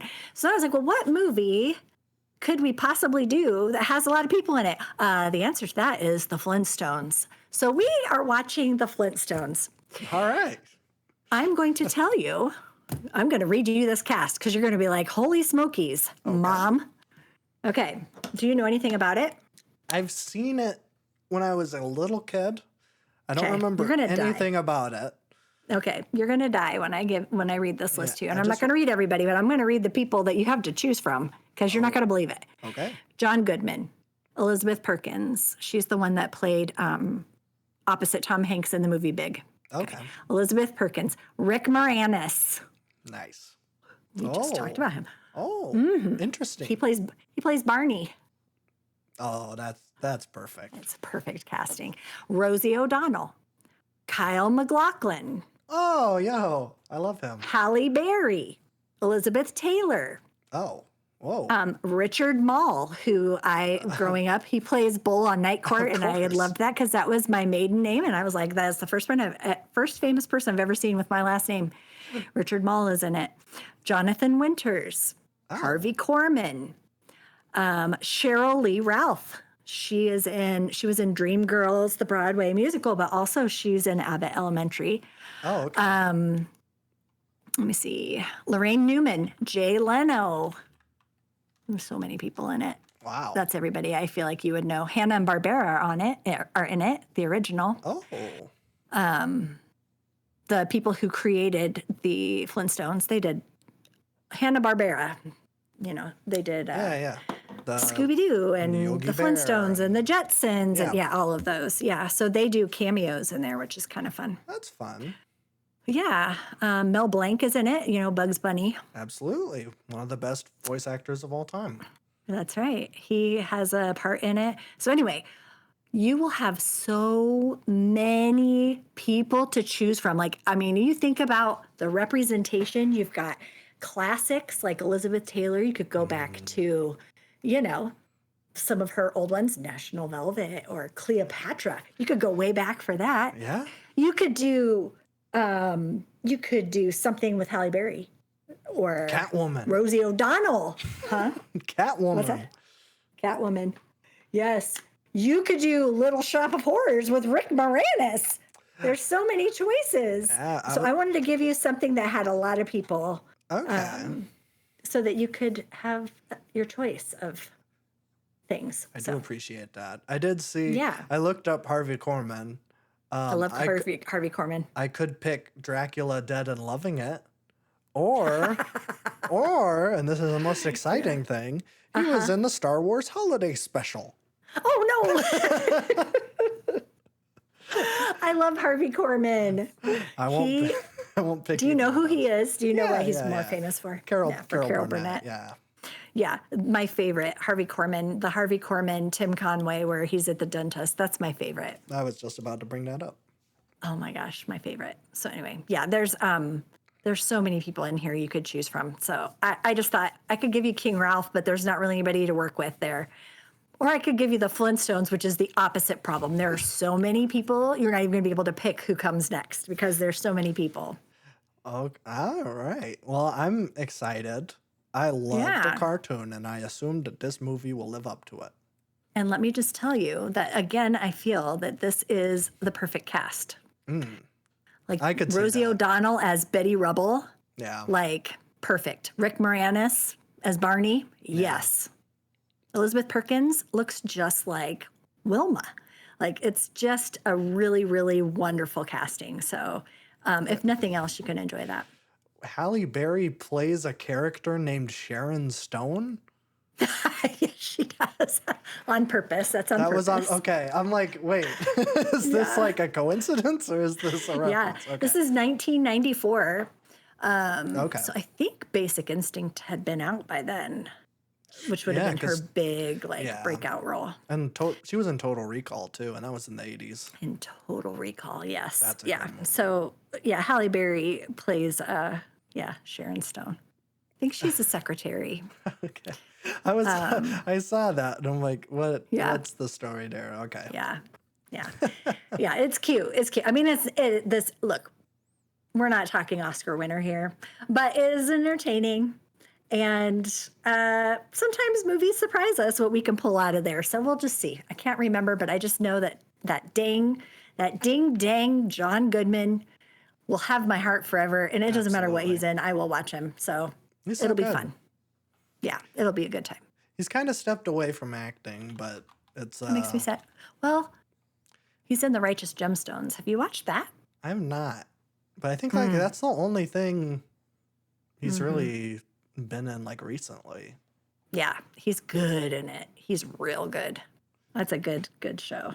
I think I'm behind one season, but he's excellent. He plays like a televangelist. Which you can imagine. Yep. John Goodman as a televangelist is pretty spectacular. Yeah, that's perfect. Mm-hmm. Yeah, I can't remember the name of the other guy that's in it that kind of got in hot water recently, and I cannot remember what his name. Walter Goggins. Walton Goggins. Walton Goggins. No, he's in hot water. I love that guy. Yeah, I think he got in hot water recently, but I don't remember what it was exactly. I don't think it was a super huge deal. He posted himself in a Speedo. Oh, well. I don't know if nothing wrong with that. No, but the View apparently censored it. Oh. It's controversial. Oh, okay. The View censored Walton Goggins Speedo photo. Reveals too much of his Walton and both of his Goggins, according to Joy Behar. Oh my gosh. That's a nice headline. Oh, that's funny. Walton Goggins is really G-dang good. Every he's time, really good in that show. Yeah. Mm-hmm. If there's a Western, if you're making a Western right now, this is to everybody. You either need to have Scoot McNairy or Walton Goggins or Tim Oliphant. Oh, yes, Tim Oliphant. What's the name of the guy that was in Dr. Strangelove that had the funny name? The guy who rides the bomb, the country singer guy? Yeah. That guy, if he was still alive, he would be good too. Yeah. It's a funny name. Yeah. Let me see. Dr. Strangelove. I can't remember the name of it. Slim Pickens. There we go. Slim Pickens. Yeah. Slim Pickens is also, he would be perfect for a Western. Good Western. Mm-hmm. I think I've seen Scoot McNairy in so many modern Westerns. So it's where is he if he's not in one? Yeah. Plus, I just feel like there are people who are they're just in Westerns. It's their jam. Yeah. Well, and he has an Old West face, and his name is Scoot McNairy, and I'm like, okay. I mean that if that's your actual, I guess I should see if that's his actual name, but I think it is. I mean that's what made me think of Slim Pickens too. It's it's such a different name. Yeah, is that his name? I mean, yeah, his name is John, and he goes by Scoot. By Scoot. Oh, that's funny. Scoot. Well, now I'm kind of curious as to how he got that name, but Yeah. that's for I mean, another time. That's for another time. If we do a film that has Scoot McNairy in it, it looks like he was just in the Bob Dylan biopic. So maybe if we watch with our friend Timothy. yeah, that yeah, I'm writing it down. Okay. Oh, he's in Come On, Come On. That's a good movie. I Add that one to the list. That's Are you for real? oh yeah, no, Come On, Come On is fantastic. Okay. It's kind of an underground movie, but it's Joaquin Phoenix is the lead. It's an A24 movie. And I think he's like kind of like emotionally distant. He like doesn't quite have all his puzzle pieces together. So, you know, it's a Joaquin Phoenix role. Yeah. And I think like his sister has a son, and I think his son is also kind of like on the spectrum. But like, I think she just got a divorce with her husband because her husband was like a drug addict or something. And so then like he's like getting checked into rehab. And so she has to like go with him to make sure that he like goes and whatever. So she leaves the kid with Joaquin Phoenix. And it's this lovely story about these two kind of misfit like people like learning to bond. And it's like so cute. It is like one of the like most heartwarming movies I've ever seen. It's so nice. I love it. That sounds like my sort of movie. Yeah. I completely forgot about it until right now, and we need to watch that. That would be perfect for this show. I wrote it down. Okay, but Scoot McNairy is also in it, so Scoot. so we have another reason to watch it. Okay, perfect. That's. I mean, we've added, well, I guess just two. Yeah. 2 movies, but I guess 2 good ones. 2 good ones. Yeah. I would recommend Righteous Gemstones. There's some boy parts in it and some girl parts in it, but like I'm not used to male nudity. Holy smokes! Like there's a scene where they're in a hot tub, and I was like, whoa! Like he just stands up right in front of the camera. I was like, what? What? But anyway, it's funny. It's John Goodman plays the patriarch of this family, and he's basically groomed all of his sons to become televangelists like him. So it's a whole family of televangelists, and they are like the slimiest. It's great. It's so funny and so good. Really good. I liked it a lot. I'll have to check it out. I didn't know John Goodman was in it, and now I have to see it. It is very good. And Walton Goggins. And then I can't think of the name of the other guy that plays his brother. But I really love him too. He would be the other lead guy. And then there's a girl in there too, but. Oh, geez. I'm going. Adam Devine? Or Danny McBride? Oh, yeah, he's really good too. Danny McBride, both of them. Oh my gosh. Yes, both of them are excellent. That whole foursome of the 2 of them, and then there's a sister that's in the mix. Fantastic. That's a good group of actors, and also like their chemistry between each other. Fantastic. Yeah, they're so messed up. It's good, but it's really good. Very funny. Really messed up. Well, that sounds like my kind of show, so maybe I'll check it out. Good. Yeah, it's good. Okay. Well, next time, Flintstones, the 90s movie. Or 80s? 1994. Yes. With a all-star-studded cast. A movie that was perfectly timed. Flintstones was very relevant in the 90s. So they're really trying to cash in on that trend. It's kind of like the Masters of the Universe movie made by Canon. Where that one was just like, hey, Master of the Universe was popular 10 years ago. Let's make a movie. Of course. Well, here's the difference. Is that like the Flintstones came on in the 60s. Yeah. That was the show from the 60s.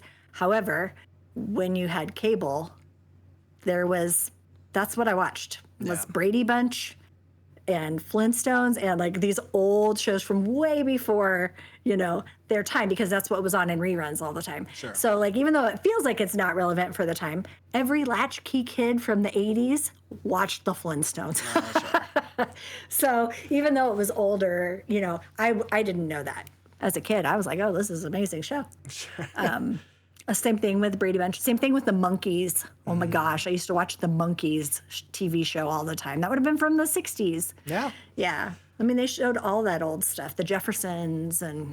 Well, that's kind of the same situation as the Robert Altman, like, Popeye movie, right? Like, that was, like, a movie, or, like, a movie that feels like it was 30 years too late, but probably the same situation. Mm-hmm. Also perfect casting, by the way. Oh, yeah. Oh, Shelley Duvall Perfect as Olive casting. Oil is Shelley the best, Duvall. like, cast So ever. good. And you have, like, Robin Williams and his goofiness as Popeye. Perfect. Oh, yeah. Just perfect. He was great. I don't remember who played Brutus, but anyway. I mean, the movie, it's bad. It's bad movie. I've Bad. heard that it isn't very good. But I did watch it over and over and over again as a kid. Paul L. Smith played Bluto. Okay. And I don't, Yeah. I don't really recognize this guy. There's a part where Shelley Duvall sings the song. I just remember loving that part. Yeah, it's sampled. That song is sampled in Punch Drunk Love. Oh, no way. Yeah. Look at this. I love how that happens. That makes me so happy. That was like a crazy I connection. also love that we were talking about Rick Moranis before we even talked about the fact that I was picking Flintstones and Rick Moranis is in it. Look at us. We are so good. This just seems to happen. It just does. So interesting. I think it's because we both know the business. We both know all these people and all their names. And so it's just like, we just talk about this and it's inevitable. They're all working people. It is. That is very true. When I play trivia, I know I will kick butt at trivia where they show you pictures of people's faces. And I'm like, oh man, every time we do that, I'm on a cruise ship. I have so many trophies from playing that particular one where they just lay out a bunch of pictures of people. And I'm like, oh, 100% I have it. Boom, boom, boom, boom. Yeah. I don't know. It's such useless information, but I love it. I'm the same love way. it. I'm like terrible with names. Like if you say a name to me, I probably won't recognize it. But then if I see a picture of them, I'm like, oh yeah, I've seen them in this and this and this and this. Yeah. Yeah. For me, it depends on the era. Like if you give me anything from the 80s, I can do name and what they were in. I feel like as I've gotten older, I can retain names better than I can what they were in. So for me, it's more I have the name, but I have to go out to IMDb because it's like I have all these years of movie history trying to remember where they were, what they were from. I guess that makes sense. Yeah, but man, it's my favorite thing. It's a whole lot love of fun. it. And that's why this It show is. is so great. That's right. We're a good time. Exactly right. Well, speaking of good times, I think it's about time for this good time to end. I agree. Because that's all I have to say. That is all I have to say, too. This was an excellent discussion. Oh, except I need to know how many stars you gave it.